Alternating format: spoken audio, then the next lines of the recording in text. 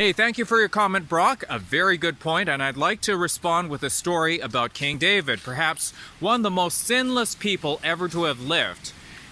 Once upon a time, he had a son who was ill to the point of death, and David pleaded with God and fasted for 7 full days, hoping that God would be merciful to heal his child, but the child dies anyways. And you would expect David would be so bitter he would turn his back on God, but instead he came to terms with it and broke his fast and began eating, explaining to his servants that he knew that when he dies he will see his child in heaven.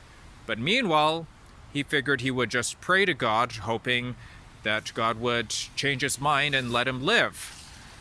Because you see, whether we live or die, we have the hope of going to heaven, those of us who are covered by the blood of Jesus Christ.